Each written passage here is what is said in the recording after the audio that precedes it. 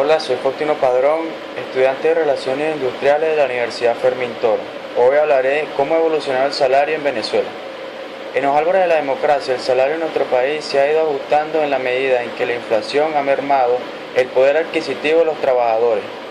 En un comienzo concertado entre gobierno, empresarios y trabajadores, hasta la actualidad unilateralmente por el gobierno. Esto ha hecho de manera lenta a comienzos de los años 70 y a partir de los últimos 15 años se ha visto la necesidad de aumentarlo varias veces, en un mismo año acrecentando la espiral inflacionaria ya existente. Se ha variado el salario de los trabajadores públicos y privados, de los rurales, de los pensionados, castigando a los trabajadores gubernamentales que basan dichos salarios en una contratación colectiva, médicos, maestros, profesores. En Venezuela, ya de la promulgación de la Ley del Trabajo de 1936, siguiendo el ejemplo de muchos países, se regulaba la posibilidad de establecer salarios mínimos obligatorios para industrias o ramas determinadas, tanto por lo que respecta a los trabajadores de salario fijo como a los trabajadores a destajo, artículo 81. No se trataba, al parecer, del salario mínimo vital, propiamente, el cual se ha entendido siempre como un mínimo salarial de subsistencia que debería recibir toda persona que realiza un trabajo para terceros. Tanto en la Ley Orgánica del Trabajo de 1990 como en su reforma de 1997 se ha mantenido cierta ambigüedad con respecto al concepto de salario mínimo vital en su forma más restringida o específica, al entremezclarlo con el concepto un tanto más amplio de salario mínimo obligatorio que permite establecer diferenciaciones por ramos de industria, de profesión, etc. Específicamente, la LOT y su reglamento establecen varios mecanismos para modificación del salario mínimo. La revisión concertada. De acuerdo a la ley de 1997, una comisión tripartita nacional debe realizar los salarios mínimos por lo menos una vez al año, tomando como referencia, entre otras variables, el costo de las canastas en alimentaria. El Ejecutivo, a partir de dicha recomendación, fija el monto, artículo 167. La Comisión Tripartita Nacional estará integrada por la organización sindical de trabajadores y de empleadores más representativa y por el Ejecutivo Nacional. La participación democrática y protagónica durante el año 2006 mediante el decreto número 4447 del 25 de abril, publicado en la Gaceta Oficial número 38426 del 28 de abril de 2006, se añade la figura de la Mesa de Diálogo Social, a la cual se le asigna atribuciones similares a la de la Comisión Tripartita, añadiendo como actor a las organizaciones más representativas de la economía popular y supeditando a la participación de dichas organizaciones a lo establecido en el artículo 430 de la LOT y a la vigencia de sus juntas directivas en lo que respecta al periodo de elección. A esta mesa técnica de carácter nacional la apoyaría un equipo técnico que serviría de secretario permanente e instancia de asesoría técnica, el cual estaría integrado por los técnicos del Ministerio del Trabajo y al menos un representante de los sectores que integran la mesa, artículo 66. Por decreto o resolución del Ejecutivo, además, indica que el Ejecutivo Nacional, en caso de aumento desproporcionado, el costo de vida, oyendo previamente a los organismos más representativos, patronos y trabajadores, al Consejo de Economía Nacional y al Banco Central de Venezuela podía fijar salarios mínimos, artículo 172. En las primeras de cambio y dada la conformación del sistema de relaciones de trabajo, la Comisión Tripartita asume su responsabilidad de discutir los niveles de incremento del salario mínimo, pero las transformaciones impulsadas a partir del gobierno de Hugo Chávez, entre las que destacaba la aprobación de la nueva Constitución Nacional en el año 1999, cambian el mapa institucional, lo cual afecta la corrección de fuerzas y la propia conformación de los actores del mundo del trabajo. Esto se va a profundizar durante los años siguientes hasta llegar a una crisis que, entre otras cosas, generó la ruptura del diálogo entre los actores tras el golpe de Estado o vacío de poder el 11 de abril del 2002 y más tarde con el paro cívico nacional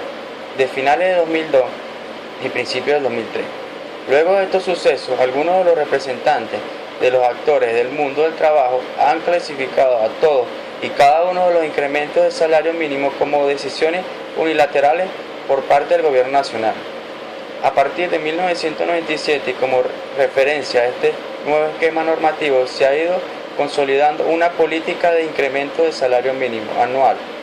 dando como resultado un total de 13 incrementos entre los años 1997 y 2008, cifra que contrasta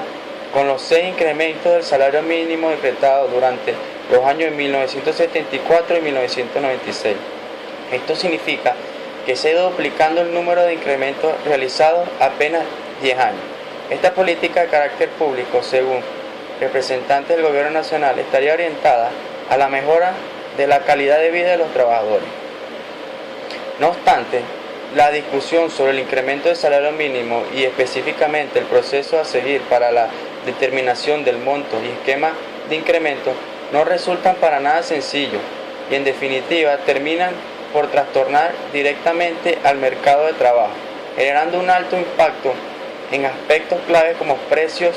y valores de artículos y servicios. En realidad, lo que realmente interesa en la capacidad de compra del salario mínimo para lo cual el valor nominal de su monto debe expresarse en términos reales.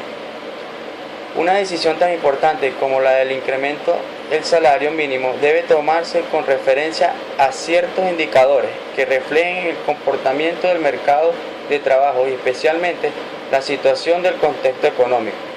ya que este tipo de medidas impactan directamente en los niveles de empleo, en el poder adquisitivo de los trabajadores y en general en el nivel de calidad de vida. Tradicionalmente, los indicadores de referencia utilizados por los responsables de fijar el SM en Venezuela ha sido el costo de la canasta alimentaria normativa, el índice de precio al consumidor y el costo de la canasta normativa. Debemos resaltar que indicadores clave como la productividad, el tipo de cambio y la propia evolución de la economía no ha sido fundamentalmente a la hora de tomar esta importante decisión. De acuerdo a cifras oficiales, el desempleo ha ido descendiendo durante los últimos años. Sin embargo, aún constituye la parte nada despreciable de la población económica activa, alrededor del 9%. Resulta evidente que los incrementos del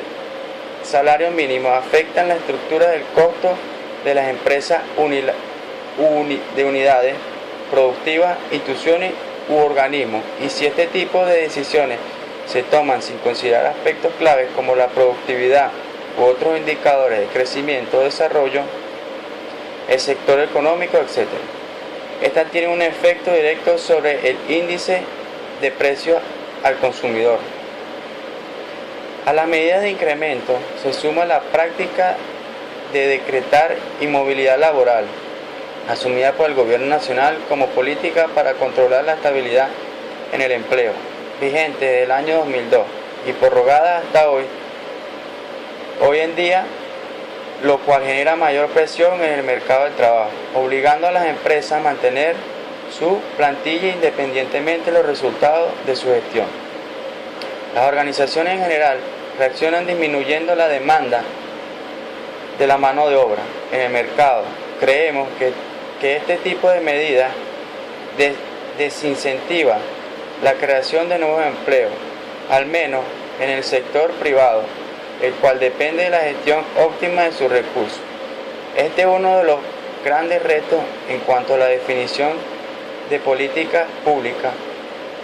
en el material salarial, ya que se genera una gran presión especialmente sobre los menos favorecidos, los desempleados. En términos generales, el concepto de salario vital reconoce que a los empleados se les debe pagar un salario que asegure condiciones decorosas de existencia, de manera que entiendan las necesidades razonables de los trabajadores. Este concepto, a pesar de ser reconocido como un principio básico en la propia Constitución de la Organización Internacional del Trabajo, puede presentar ambigüedades e incluso dificultades de su aplicación, fundamentalmente debido a la interpretación de él. Se dependen métodos de cálculo para determinación de los niveles de suficiencia y de capacidad de compra del monto, nómina, etc. En definitiva, no existe un método perfecto para su cálculo. Tradicionalmente se ha utilizado como referencia fundamental el índice de costo de vida, pero ha quedado claro que su definición pasa por el análisis de indicadores y referencias más complejas y especializadas. Los esquemas de remuneración, tanto a nivel macro como a nivel micro, deben basarse en la equidad. Resulta necesario plantear estrategias para no violar este principio. Tal como están las cosas, el salario mínimo, lejos de convertirse en una referencia base sobre la cual se levanta todo el esquema remunerativo macro, se ha ido convirtiendo en una especie de imán gigante que concentra la mayor parte de la población asalariada, en definitiva, en un gran igualador o punto de equilibrio social de valor negativo.